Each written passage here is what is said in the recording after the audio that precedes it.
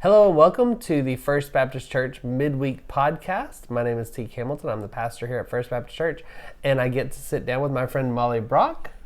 Hello. Y'all know her every week from our regular podcast, and so we're just going to get right into the week past and the week ahead because we have a lot going on. Yes. We haven't even talked about this. Is there anything that you're excited about over this week or next week, either way? This week and next week. Okay. Anything at all? Anything at all? Can I do everything at all? Sure. Everything and all? Yeah. Okay, so I'm excited about shoeboxes. There it is. I'm excited about at the table. Yep. And my middle son has a birthday on Friday. Okay, you said middle son, which made me think you had three sons. You only have two sons. Okay, my youngest son, my middle child. Let's do it that way. Gotcha. Charlie has a birthday on Friday. And, what else? And Thanksgiving is next week, and there's a lot. You have literally covered everything we're going to cover in this podcast. I did you it. Nailed it all. So let's start backwards a little bit. Last week we finished up our generous service, or our generous series, and I think there were some that might have been a little bit surprised at the direction it went. It wasn't only financial, but it was on generous in how we share our faith. That we need to be people ready to do that at any moment. I think. And I don't know if this happened in the 80s or 90s or when it was, but it was made easy in that we just hand out a tract or we just invite someone to church. But Scripture's pretty clear on we need to know our own story to be able to share that with others and tell them. It's not about just inviting someone to church, so we want people to do that. We need to be able to tell our story. Yeah. Right? Yeah, I mean, yeah. It needs to be important enough to us that we share it. I think... Exactly. It's not about this, well, I can share this story. So I worked with someone in the past, and they were saying how when they came to America, they immediately went into a Baptist church, and like within a week they were baptizing them. Okay. And she was like, I didn't even really know how to speak English, but it was like, the focus was so much like, yes, just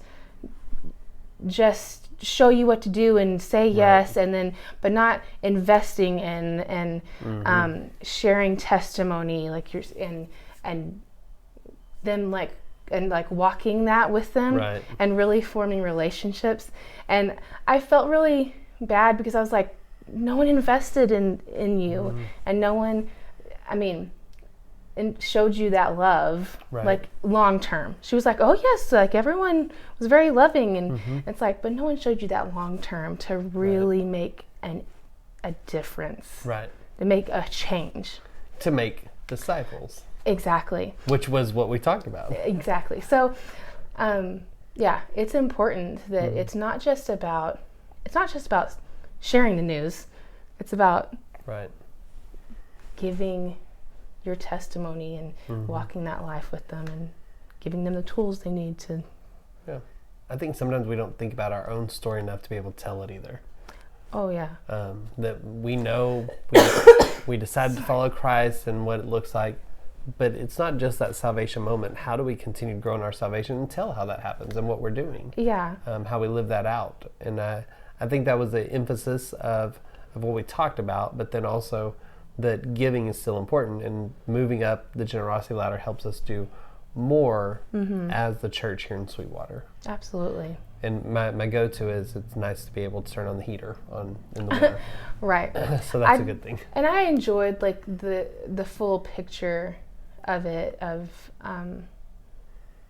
being generous, about stewardship. It's not.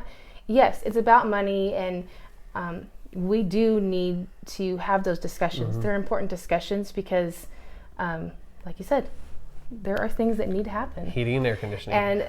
And although some people don't want to look at those things because it's uncomfortable, maybe, it's like that's a full picture of faith, and that's a full picture of discipleship. And if you're teaching people how to take care of things, and if you're teaching people how to manage what they have, And also putting in the work to do that yourself, whether it's for your church or at home or whatever. I mean, that's just a full picture of how God wants us to live gracious lives and obedient lives. Yeah, it's not exactly. It's not just, it doesn't come down to only love. It's obedience too, because it's like, okay, there are rules. I was telling my son this just today. There are rules, and there are rules we have to follow, and that's not a bad thing. Right. It's a good thing. Right. Because if left to our own devices, whoo! It's so funny. It just goes crazy. You had that conversation with your son in prayer time today. We have Wednesday noon prayer. We talked about the giving of the law, or someone brought that up as a part of the psalm that we were praying together. And I said, a lot of times Jeff said we think about law as a bad thing or restricting or anything. Right. But this is a good thing because it created a covenant community that looked different from the world. Yeah. Because if we're left to our own, we're just going to do whatever we want and we're not going to look any different from the world. But God gave us guidelines to follow. God gave us rules to follow because it makes us different. Yeah. It's for our good. And practicing those guidelines and those rules that aren't necessarily, they're outside of biblical teachings, are also practice of, like, we still have to be disciplined in our life. And all of the rules help us. I'm a rule follower, so I mean, Yeah. Well, my favorite conversation is when people say, well, 10%, that's an Old Testament. It's not ever mentioned. Tithing's not mentioned in the New Testament. Well, that's a misunderstanding, because in the Old Testament, tithe is in there, but when you add up all things, it's like 32%, something like that. So if we want to go Old Testament, it's more than what we think. But New Testament is be generous. Yes. Jesus literally says that lady gave her entire wealth and dropped those 2 coins in. He tells a rich young ruler, sell everything you have. So if we want to go, well, tithes never mentioned. No, it's give up everything in the New Testament. And all of a sudden, that changed that conversation from let's not be legalistic about it. That's a little harder. Let's be generous. Let's love. And so, which is what we're doing with Operation Christmas Child. Woo woo! What a segue. I'm so excited. You and I have done this ministry together for a long time. And it is one of the things that I'm passionate about. I know you're passionate about it. Yes. Stacy, she loves it. What we normally do is we'll grab a couple kids who maybe wouldn't normally fill a box, and we'll take them with us, and we'll go make a day of it. And so I remember vividly several years before COVID, maybe 2015, something like that, of getting 3 kids who went with us. We went to Abilene, and Cassidy Peak went with us also. And we went and we bought all the stuff for the shoebox. We let them choose what they want to fill the shoebox, and then we went and sat in Cold Stone to get ice cream afterwards. And I remember I have pictures of Stacy, Cassidy, and the girls sitting on the floor in the middle of Cold Stone packing shoeboxes, which is not a very big area anyway. No. And the people are kind of looking down. Well, I'm eating my ice cream. I'm like, I can pack it later. I'm eating ice cream. But people are coming in there saying, what are they doing? And so then we were telling the story of it. And there are people who are literally going out and getting shoeboxes so they can participate. And it's just a cool picture, an easy way to share the gospel with people around the world. Right. Yeah, I know it's hard to... Growing up, I always thought, like, I'm only one person. What can I do, Right. And this is one of those things. It's like... This is what I can do. It's not just... I love it because it's loving on kids, and it's giving, like, tangible gifts. And it's not necessarily the gifts that make them feel loved, but just the fact that someone's thinking of them. But, so I love all of that aspect, but it's actually... the gospel too. Oh yeah. And so there's so many good ministries in the world. But this is just one of them that I love doing because it is both. It's the physical worldly things that I know we're like, oh, we don't need worldly things. Kids need worldly things. Kids need to feel like kids. And I know that I mean, not need, but they do. They need to feel like, oh, I'm just a normal kid. Everybody wants a gift. Yeah, everyone wants a gift. And they should get one. And they should. So I think it's really special. Oh, yeah. And what we don't talk about a lot, because we don't have a lot of time in service to talk about it, a kid will only get one shoebox in their lifetime. They don't go to the same villages every year, and so they're not rehashing, getting rededications or anything like this. This is a new place they go. And then we're using testimony video this Sunday that tells the story of someone who they're telling in their own words that they received a box and how they do it now. But it's just really cool that you hear someone say, I just prayed and prayed and prayed that God would give me a little race car or whatever. And then there it is in that box. And just the way God works in those type of things is really amazing. Well, and they get the gospel in their language. Yes. And they have classes they can participate in. And they also have stuff for their families to do with them as well, which is amazing. It's not just on the kids to then share that with their parents. Right. Like, their parents can be involved with all of this, other siblings. And I encourage you, if you haven't, go to the website and look into some of the stories, or just start searching Operation Christmas Child crazy stories or something like that. I have seen so many stories about children who've gotten a shoebox and it had a letter or a picture or something, and then they've met that family later in life and they've reconnected, or they had something to do with each other. I've seen crazy adoption stories. Oh, that's cool. It is, anyway, just... It's an amazing ministry. It's amazing. It's an amazing ministry. Y'all should just search stories for them. In every one box, 10 times gospel shared. Yeah. We gave out 126 boxes last Sunday. So that's a 1,200. 2 Sundays. Well... It was last Sunday. Last Sunday. Oh, yeah, I think right. 1,260 lives will be touched with the gospel. Yeah, and we've already had people bringing them in, but our big day is going to be Sunday when they bring them back. We're going to pray over them. We're going to have a guest praying over them. I'm so excited about that. I'm going to surprise y'all. But we might have mentioned it last week, so it's not a secret anymore. But it's going great. We've already had, I was trying to think, we already had 160 boxes come in. As a collection center. We partner with them. So that's great. Got a good start to it. And then this Sunday is at the table, like we talked about. We're going to celebrate communion afterwards in the worship or in the fellowship hall around a meal. Yes. So I like that. But I've got friends who are going to help lead the conversation Sunday. It's not just me, Jeff Lay, Glenn Harrison, and then maybe one Glenn Bedgood. Oh, the Glens. Yeah, they're going to be helping me lead the conversation Sunday. And I told them, I said, typically I've got about 20 minutes to do a conversation. And so if we just each take 20 minutes, we should be good to go. So it'll be good. Yeah. Yeah. And we're going to have a table on stage. It's going to be a lot of fun. I'm excited about it and the way God's going to go with this service. And then it points us to Thanksgiving. Yes, which I love. What do you have? So we're going to talk about this Sunday at the table, traditions. Yeah. What is the one Thanksgiving tradition that sticks out in your mind for you, for your family? I saw a cool one last night where a lady said that they cover their table in butcher paper before they put the meal down. Then they put the meal down, and then they have a marker or something at the table. And the whole time they're eating, they're passing this marker around and they're writing on the tablecloth, the butcher paper, what they're thankful for. That's really cool. And I was like, that's fun. You can't ever yell at a kid for writing on the tablecloth from there on out because you've taught them to. Yeah. But I thought that was a really cool idea of, instead of just going around and saying what you're thankful for, that marker keeps going around and you just keep writing, and then your table is covered with the things you're thankful for. Yeah, we always, go around the table and do that. I don't know that we have specific tradition, a unique thing. I mean, we just really love getting together and eating. Yep. I mean, so if you're oh, that's the tradition, it is. Just eating.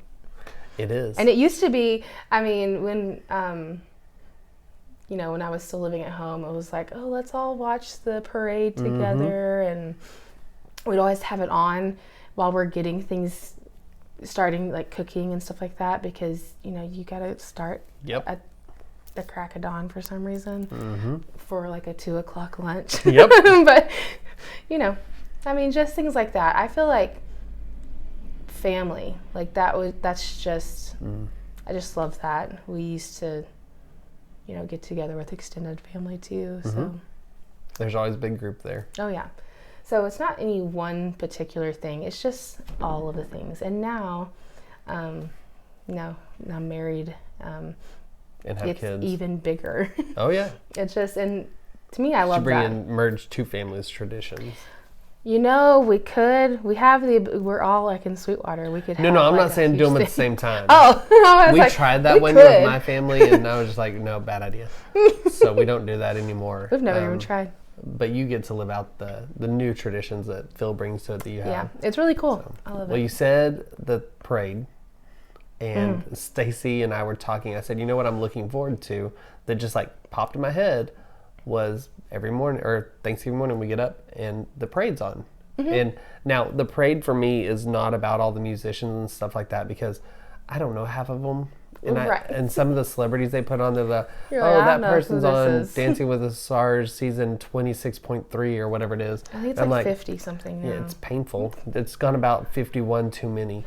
But just seeing I love the floats. I love the actual floating balloons and everything. Oh, yeah, I love all that. Fun. And so that was one thing. Randomly, every year we have the Ritz crackers, cheese, and summer sausage. Oh, yeah. And I don't know why that sticks out in my mind, but I always look, I don't eat it any other time of the year, but I look forward to it that year. Yeah. Got to have all of the unique things. Yeah. Like my grandma always makes candied sweet potatoes. Oh, yeah. Like not sweet potato casserole. Right. Like chunks. Like slice it, like candied sweet potatoes, and that is like, don't give me anything with marshmallows on it. Like, I don't want that. Oh, no, I still want marshmallows. It doesn't have to be on that, but I do want marshmallows somewhere. So she makes like a marshmallow salad. Yeah, so I'm good there. Yeah, as long as they're marshmallows. It has to have something. So that gives me an idea. If you've listened this far in the comments, wherever you follow us, what's your favorite food at Thanksgiving? What is the one thing that is your favorite food that you have to have every year? Like if you were somewhere else, you'd have to take this because you have to have it. What is it for you? Oh, it's my family's dressing. Oh, okay. Like no one, nobody else. Like our dressing. Yeah. So I used to think it was deviled eggs for me, and I don't know if I've told this story before, but if I have, oh well. So growing up, Meemaw's eggs. I don't know if I've heard it, so that's saying something. So we're good. Yeah. So Meemaw's eggs are the eggs. Like they're the ones that you'd sneak up there, you try and get them because you knew all the other cousins would get them before you. And so you grab it and leave and hope they didn't see. Meemaw, I know she knew we were stealing them. She had to have known.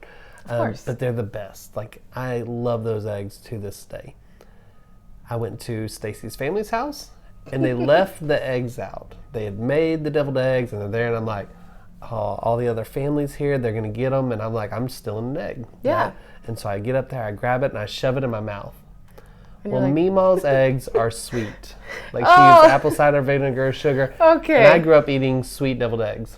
Okay. These were just mashed up yolk with like green olive in them and something else. Probably dill pickle. Yeah.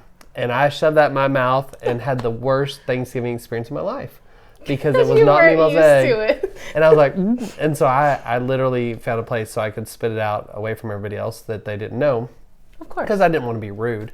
But then Stacy's at Meemaw's house and she does the same thing, grabs Meemaw's egg, eats it. And she's like, oh, why is it sweet? Why is it sweet? And so that's when that's probably the roughest patch in our marriage we've ever had to work through, is understanding that the correct way. Deviled eggs. And the correct ones are Meemaw's. Like, oh my gosh. You can't argue with that. It's Meemaw's is right. And that's what I used to think it is. Now it's mac and cheese.